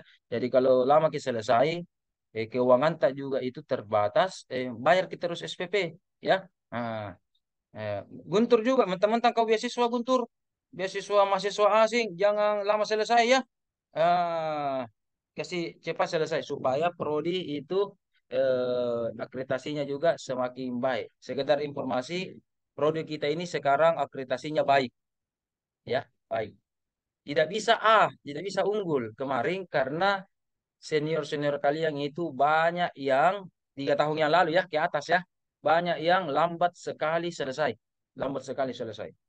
Dan baru tahun kemarin itu sudah mulai sejak kemarin saya masuk 1 tahun lebih yang lalu, alhamdulillah sudah ada perubahan, lebih dari 50% itu sudah tepat waktu ya. Padahal targetnya itu cuma 40% ya. Nah, saya minta semakin ke depan ini semakin banyak yang cepat waktu supaya akreditasi prodi nanti ini 2 tahun akan datang akan akreditasi lagi. Apakah tetap akreditasinya baik atau bisa baik sekali atau bahkan unggul, itu sesuai dengan beberapa indikator yang ada, diantaranya adalah mahasiswa harus tepat waktu selesai. Minimal standarnya itu 40% dari jumlah ya. Nah, kalau bisa sih selesai semua ya. Oke, jadi saya minta turnitingnya dikasih baik. Bagaimana caranya? Ketika ada item-item tertentu, saya minta Anda semua ini diparafrase. Apa itu parafrase? Ubah bahasanya. Ya, misalkan ada di sebuah paragraf itu kata-kata mesti. Ya, namanya di parafrase bisa lah ganti mesti dengan harus atau seyogyanya, ya kan? Jangan langsung copy paste semua. Satu paragraf semua. Ubah-ubahlah sedikit. Yang penting ide pokoknya sama. Ah, itu namanya parafrase, ya kan? Jadi kutipan tidak langsung. Tapi parafrasenya itu tidak merubah makna, ya. Ya, saya pernah mendapat itu mahasiswa menghilangkan kata tidak. Dia saking semangatnya parafrase menghilangkan kata tidak. Ya, Quraisy Shihab sepakat bahwa begini-begini. Saya langsung kira, wah, kenapa Prof. Quraisy Shihab ini sepakat? Coba lihat referensinya. Oh, sorry, Stas. Hilang kata tidaknya. Ah, iya kan? Harus ya. Jadi yang benar adalah Prof. Quraisy Shihab tidak sepakat.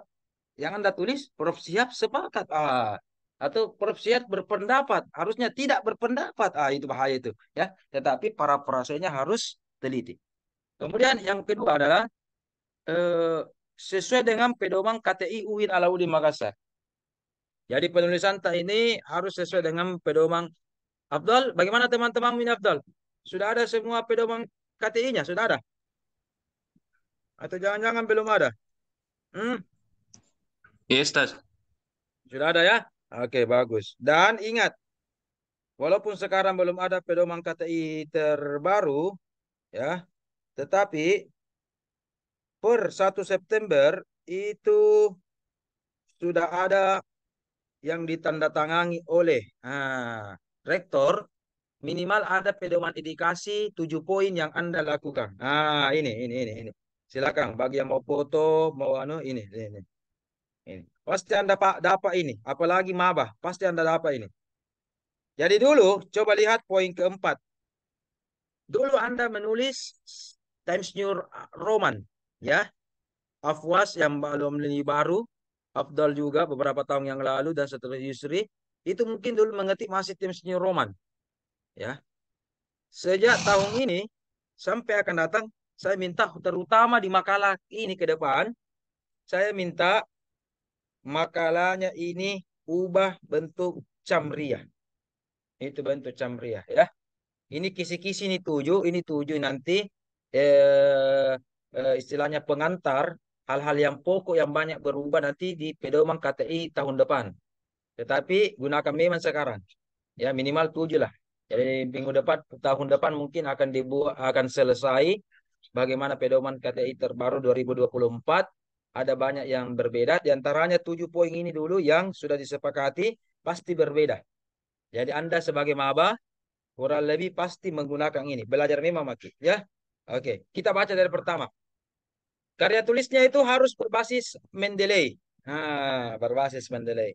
Jadi yang sudah tampil kemarin, revisi makalahnya. Oke, saya tunggu beberapa minggu ke depan, ya. Ya, 2 minggu lah, 2 minggu atau 3 minggu. Silahkan ubah berbasis dengan 7 ini. Ya, khusus untuk saya, terserah kalau dosen yang lain mau juga atau tidak, terserah. Tetapi khusus saya, ya itu sudah memperlakukan ini karena itu sudah sesuai dengan instruksi dari lembaga dan dari rektor sendiri, ya sudah ditandatangani bahkan. Oke. Jadi berbasis aplikasi Mendeley. Jadi daftar isinya itu sudah pakai konten Mendeley. Nah, bagaimana caranya? Nanti Afwas dan teman-teman ini bisa lihat di Google atau di YouTube bagaimana caranya itu. Diinstal dulu laptopnya, ya. Kemudian, saya lihat ini tidak ada daftar isinya juga. Dalam membuat daftar isi juga itu, coba lihat baik-baik. Itu sudah berbasis TOC. Dulu kalau orang buat daftar isi, bab 1 pendahuluan, titik titik titik titik titik titik. Ya kan? Latar belakang, titik titik titik titik titik titik titik. Satu. Lama, lama. Ini sudah berbasis TOC. Oke, di Word itu pasti sudah ada. Nanti Anda lihat tutorialnya di YouTube bagaimana caranya. Itu sudah otomatis. Sudah otomatis. Ya, kelemahannya yang kemarin kalau pakai titik titik titik biasa dirubah halaman. Nah, daftar isinya tidak dirubah. Itu banyak kejadian kami bimbing, kami uji itu ya di Pasca maupun di Suluddin. Ih, coba buka halaman 50. Ih, kenapa beda ini? Oh, sudah Ustaz, belum cukup perbaiki. Itu halaman 53 Ustaz. Oh ya ya ya. Ini sistem TOC, Anda ubah otomatis terubah. Anda ganti, Anda tambah, otomatis terganti, tertambah, atau terkurangi. Itu TOC. Jadi ini bagusnya teknologi itu secara otomatis enak ya. Oke.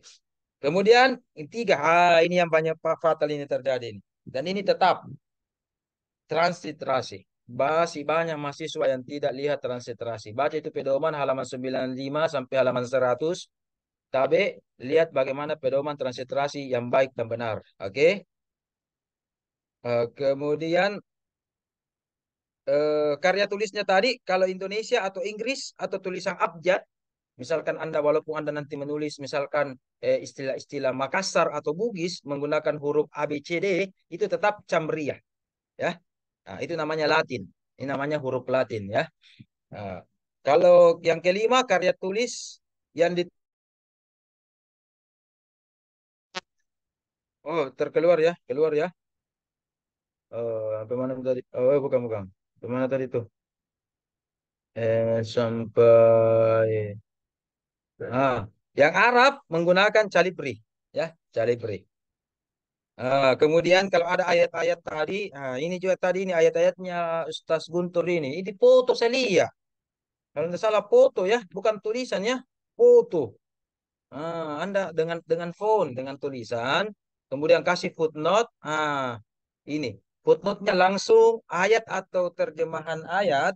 Anda langsung footnote-nya itu dari www atau https quran.kemenak.go.id, langsung melihat ke website resmi Kemenak. Sengaja ini tim dosen atau tim dari UIN ini membuat nanti kutipan dari website Quran Kemenak, karena ini Kemenak kita dikalah sama ya media sosial, sama TokTok, sama Facebook dan sebagainya, itu kita dikalah. Banyak sekali yang buka itu, ratingnya itu per hari orang Indonesia buka itu banyak sekali ya, ratusan juta itu belum followersnya, like-nya yang join dan sebagainya. Orang-orang Kemenak sendiri tidak pernah buka webnya Kemenak. Saya juga. Kalau bukan gara-gara ini, aku buka tong ya apa aku tahu kan ya kan. Nah, untuk itu sosialisasi juga websitenya Kemenak. Maka ini mengutip dari websitenya Kemenak ya. Nah, dan seterusnya dan seterusnya. Oke, kita lanjut sedikit lagi. Makalah yang bagus berikutnya adalah sesuai dengan KBBI ya, sesuai dengan KBBI. Ya. Kalau Anda tulis misalkan tadi kata-kata sholat, ya, jangan lagi tulis sholat begini, ya, atau tulis sholat begini. Nah, lihat KBBI yang mana benar. Oh, ternyata di KBBI Kamus Besar Bahasa Indonesia tulisan yang sholat yang benar adalah begini. Nah, Ustaz juga, misalkan Ustaz, bagaimana tulisannya Ustaz di Ustaz Ustaz yang mana benar ya? Tulisannya Ustaz ya. Yang mana kira-kira? Lihat KBBI. Oh, ternyata tulisannya Ustaz yang benar. Kalau KBBI begini. Walaupun memang ya itu tulisannya ya. Ya, kalau mau dibaca secara Indonesia bisa saja kita bilang salat.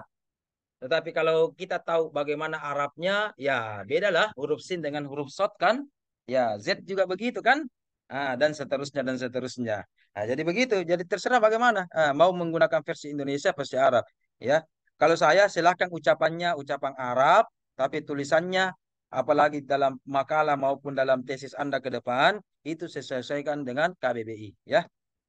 Oke, selanjutnya, makalah yang bagus adalah, ini paling bagus ini. Saya paling suka kalau dikumpul 2 hari sebelum presentasi. Supaya dibaca dulu.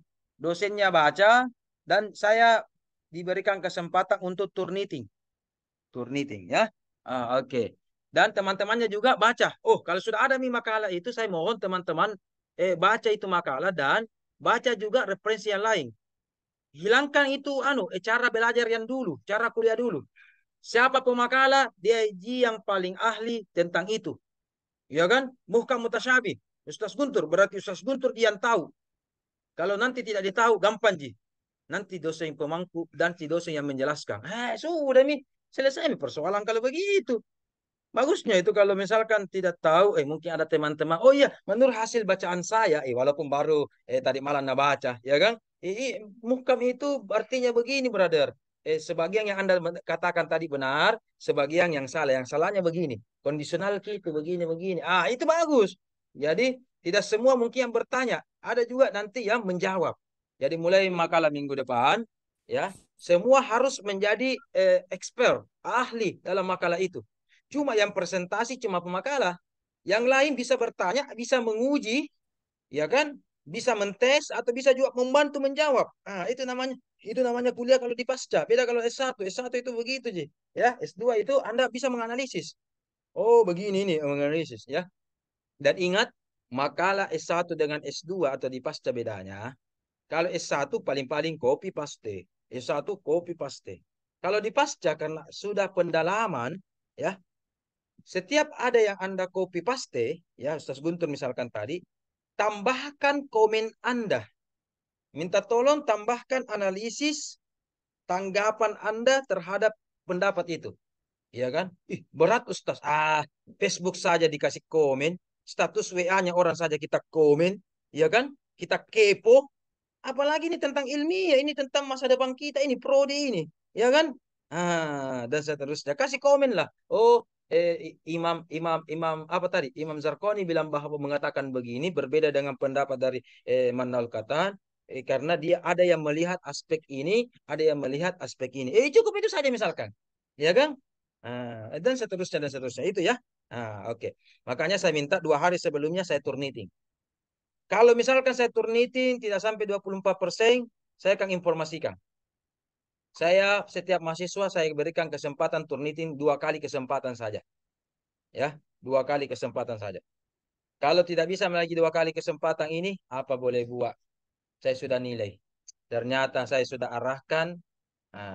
Saya sudah bisa baca. Ada juga nilai poinnya itu. Kalau turnitin, ya.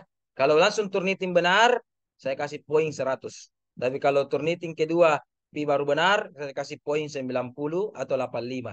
Tapi kalau sudah diturnitin 2 kali, ternyata masih tinggi sekali.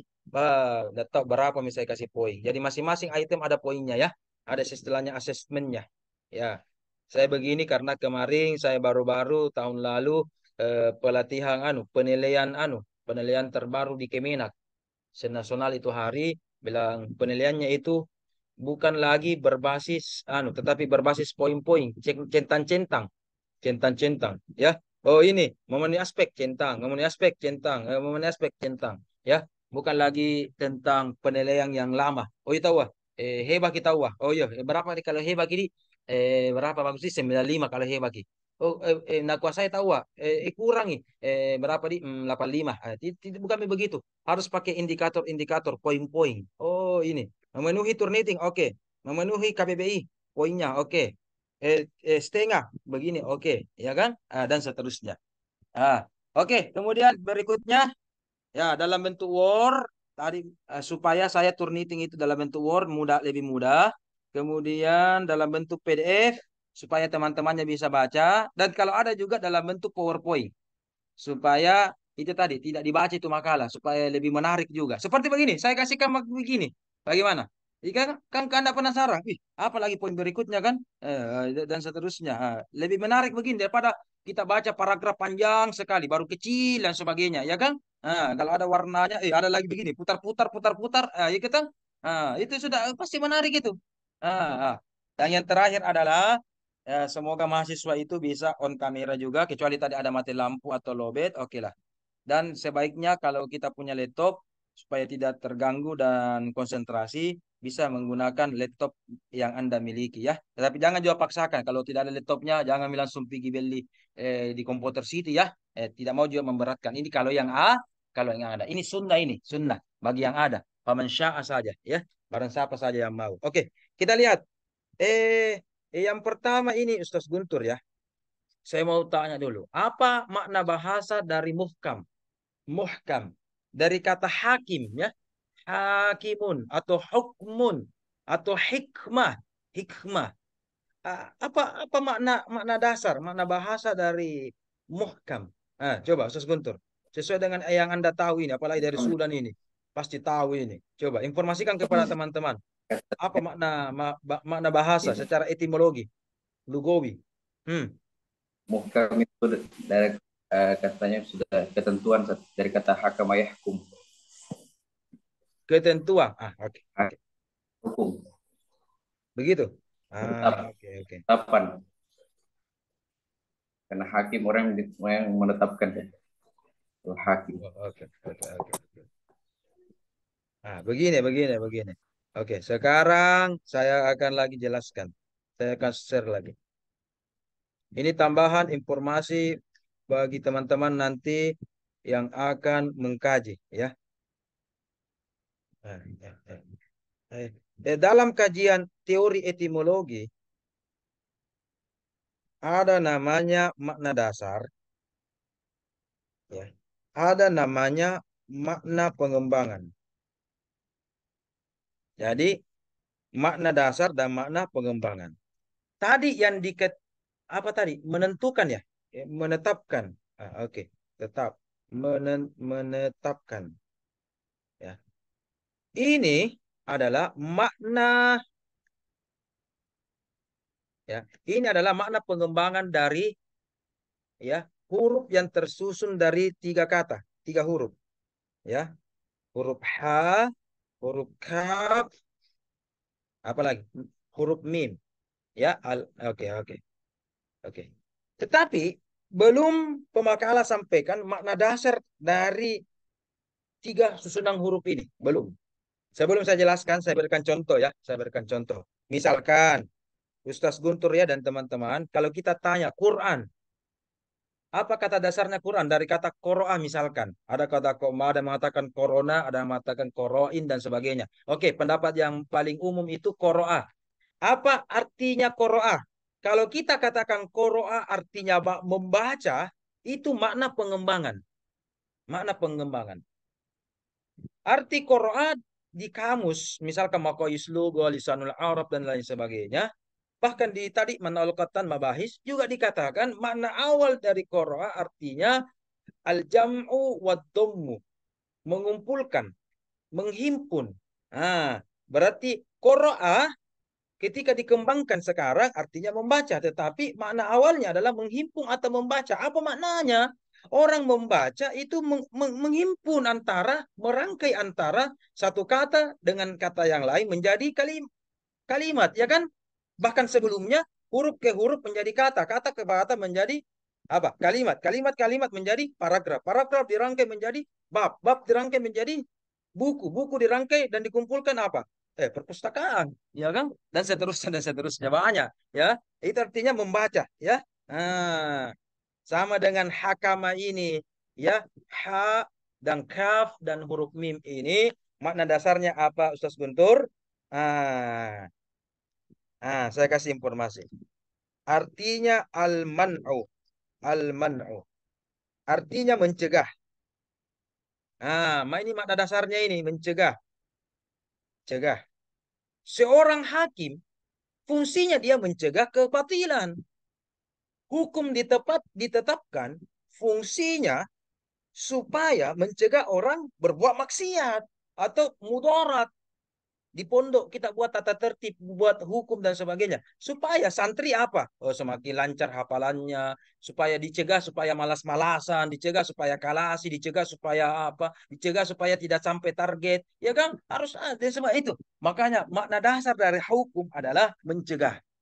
Jadi salah itu kalau pendapat mengatakan hukum dibuat untuk dilanggar. Ya, itu mungkin adalah teori dari barat atau teori dari orang yang mau akal-akalan.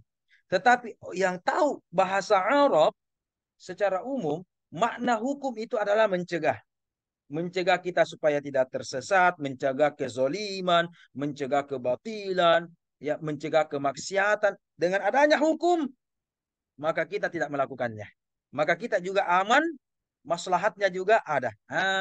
Itu ya. Itu makna awal ya, dan seterusnya. Jadi saya mau nanti ini semua pemakalah, oke, yang tadi sudah disampaikan oleh Ustaz Afdal, bagaimana nanti makalah ke depannya. Ketika bahas ke etimologi, saya minta tolong disebutkan makna dasar dan makna mengembangkan. Sejauh mana penting? Ya, sangat penting Bapak-bapak, Ibu-ibu. Kenapa? Contoh, saya kalau kita bilang misalkan kata mas, ya, mas. Mas itu apa artinya mas? Makna awal dari mas adalah panggilan kepada saudara kandung laki-laki. Itu pun bahasa Jawa ya, ada di Pulau Jawa ya, di suku Jawa. Oke. Itu makna awalnya, Mas. Tetapi bagaimana makna pengembangannya, Mas? Penjual bakso, apa dipanggil lagi? Mas. Padahal orang Takalar. Ada itu di Uing itu penjual batagor apa? Orang Takalar, orang jenis Ponto. Iya kan? Iya kan? Makanya itu kalau Anda ke UIN ada namanya tertulis itu batagor atau siomay Mas Daeng. Mas Daeng. Itu curhatannya itu saya ini selalu suka dipanggil Mas karena saya pernah beli di situ wawancarai. Saya dipanggil Mas, tapi saya sebenarnya Daeng juga orang Takalar aja. Oh, begitu. Makanya saya lihat beberapa bulan terakhir, Mas Daeng dia gorengannya itu ditulis Mas Daeng. Oh, iya iya iya iya. Jadi begitu. Penjual gado-gado, Mas, ya, dan seterusnya. Sama dengan ibu. Ibu dulu pada mulanya adalah wanita yang melahirkan kita, yang kita sangat muliakan. Sekarang ibu guru, ibu ustazah, ibu wali kota, ya kan? Artinya berkembang wanita yang apa? Wanita yang kita hormati. Itu. Maka saya minta teman-teman ini dari tafsir ini, saya minta kajiannya tentang makna bahasa, etimologi, dan nanti dikembangkan di terminologi itu dipermantap dulu, dipermantap. Kenapa? Saya hanya menyebarkan doktrin dari dosen-dosen pendahulu saya, ya, dosen-dosen pendahulu kami itu di UIN, bahwa ingat itu Ananda, itu bahasa-bahasa guru kita, kiai, pak kiai dan sebagainya. Mohon maaf ini, tanpa membeda-bedakan semua rumpun ilmu. Kalau Anda belajar bahasa Arab, belum tentu Anda paham bahasa Al-Quran. Tetapi kalau Anda belajar bahasa Al-Quran, harusnya dan pastinya dan seharusnya dan semestinya Anda juga paham bahasa Arab. Begitu ya. Jadi kalau Anda belajar bahasa Arab, belum tentu belajar paham bahasa Al-Quran. Tapi kalau Anda tahu bahasa Al-Quran, itu otomatis ya tahu juga bahasa Arab. Yang jadi masalah kalau tidak tahu dua-duanya. Ya kan, baru ya kan, dan seterusnya. Jadi harus minimal ya bahasa Al-Quran itu menuntun kita pelajari bahasa Arab. Contoh ya, di UIN itu memiliki beberapa dosen, doktor dan profesor itu tafsir, tetapi latar belakangnya dari bahasa. Contoh, ini Ustaz, yang kemarin kita ajar, Dr. Hamka itu ya mungkin dia dari bahasa, makanya beliau itu sekarang sekretaris prodi pendidikan bahasa Arab, ya. Atau Prof Mardan itu dari bahasa itu. Dr. Firdaus dari bahasa itu. Dr. Andi Miswar dari bahasa itu. Bahkan Ketua MUI Makassar kita, Pak Kiai Baharudin, itu juga berawal dari bahasa atau Fakultas Adab, Humaniora. Tetapi walaupun S1-nya bahasa, S2 atau S3-nya, dia ambil konsentrasi tafsir. Ya kan? Konsentrasi tafsir karena dia melihat wah kalau bahasa Arab ini begini makanya dia kembangkan dan dalami, dia lihat bagaimana bahasa-bahasa Al-Quran dan tetap dihubungkan dengan semantik atau balaghah-balaghah dari ilmu-ilmu bahasa Arab ya dan sebagainya. Jadi saya minta nanti kajian bahasanya. Coba lihat, muhkam adalah mencegah atau menetapkan. Kalau mutasyabihat itu dari kata syibhun. Syibhun itu kalau ada anak yang lahir kembar, orang Arab itu mengatakan syibhun. Menyerupai atau mirip. Atau makanya juga dikatakan samar-samar. Ya, dan seterusnya. Berarti artinya secara bahasa muhkam itu ayat-ayat yang mencegah kita tidak salah paham sama ayat itu. Ya kan? Tidak ada lagi multi penafsiran, tidak ada orang salah kaprah dan sebagainya. Kecuali dia tidak mau membaca, tidak mau membaca tafsir atau tidak mau memahaminya, tidak mau mendalaminya, ya memang dia tidak tahu. Tetapi ketika sudah baca kita tafsir dari ulama-ulama kita, oh iya, dia sudah tercegah. Oh, artinya ini ya. Nah, kalau syibhun atau mutasyabih syibhun menyerupai. Kira-kira maknanya ini apa ya? Ini atau ini? Ini atau itu dan sebagainya. Nah, contoh, kita tadi diberikan contoh masukan dari Ustaz Zainal tentang surah Al-An'am dengan surah Al-Isra. Iya kan? Nah, di situ coba lihat. Kita tampilkan ayatnya. Coba kita tampilkan ayatnya. Nah, itu oke, oke, oke. Nah, sudah tampil Bapak-bapak, saudara-saudari. Ini kan. Ini ada 2 sampai 4 penjelasan dan perbedaan dari ayat ini. Ya. Nah, saya hanya sebutkan beberapa saja ini. Contoh ya. Contoh. Coba lihat.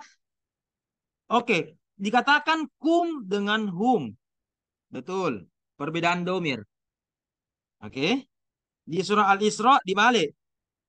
Hum dengan kum. Oke. Saya mau tanya dulu. Ustaz Guntur.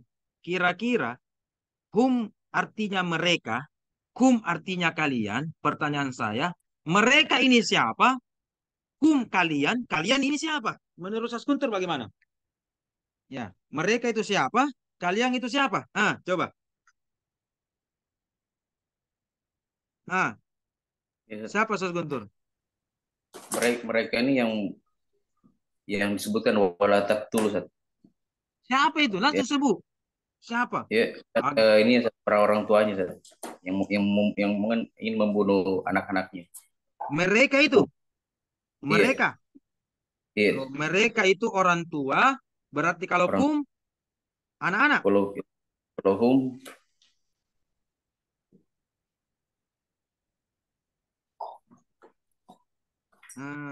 hum apa? ya. Itu saya bilang tadi, hum anak-anak. Ya, jadi cocok.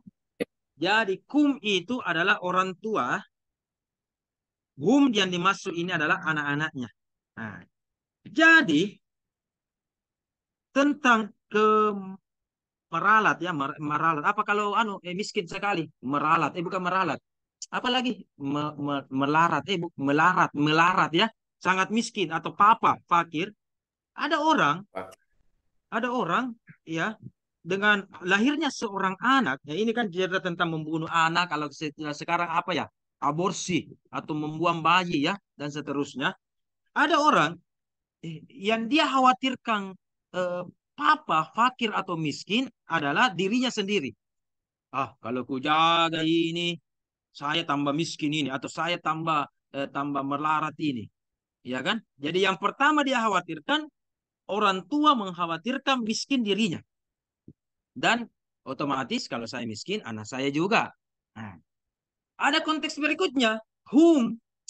Saya tidak apa-apa miskin. Tetapi anak saya ini bayi, susunya, apanya, vitaminnya, makanannya. Ya kan? Jadi yang dia takutkan miskin adalah apa? Anaknya. Jadi kasus aborsi atau kasus pembunuhan anak yang diabadikan dalam Al-Quran, alasan pertama adalah orang tuanya yang takut menderita atau miskin dan seterusnya. Dan alasan yang kedua adalah dia khawatirkan anaknya terjadi begitu. Saya lihat beberapa minggu yang lalu di media sosial atau di televisi secara sengaja tidak sengaja itu saya lihat ada ayah membunuh putrinya. Ya kan? Ada ayah membunuh putrinya. Atau mungkin ada nanti ibu membunuh anaknya karena sudah anak yatim ya kan? Ya. Karena saya dengar itu karena takut anaknya miskin. Daripada miskin lebih baik dia cepat berpulang kepada ibunya di surga. Nah, bunuh begitu ya. Dan seterusnya dan seterusnya. Begitu. Jadi orang tua tidak rela melihat anaknya menderita. Terkadang kalau ada orang begitu, Kalau saya menderita, oke Ji. Tetapi kalau anakku sakit, seakan-akan walaupun saya sehat, saya juga down, sakit sekali. Ada begitu, ya. Jadi itu konteksnya begitu. Oke. Kemudian lihat lagi ayatnya. Dalam mengkaji ayat, ada min imlakin, ada min khasyah. Ada kata khasyah, ada yang pakai khasyah, ada yang tidak. Ya. Sudah azan ini, saudara-saudara. Itu beda lagi konteksnya itu. Ada yang pakai khasyah, pakai tidak, dan seterusnya. Ada pakai min, ada tidak pakai min. Ya kan? Subhanallah. Itu bedanya. Ya, sebenarnya ini bukanlah muhkam.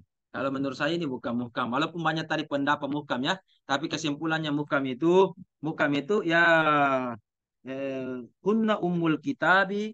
Oke, itu muhkamat. Adapun yang lain itu wa ukharu mutasyabihat. Ya kan? Muhkam itu ayat yang ya gampanglah dimengerti. Yang penting sudah dilihat penjelasannya dan sebagainya dimengerti.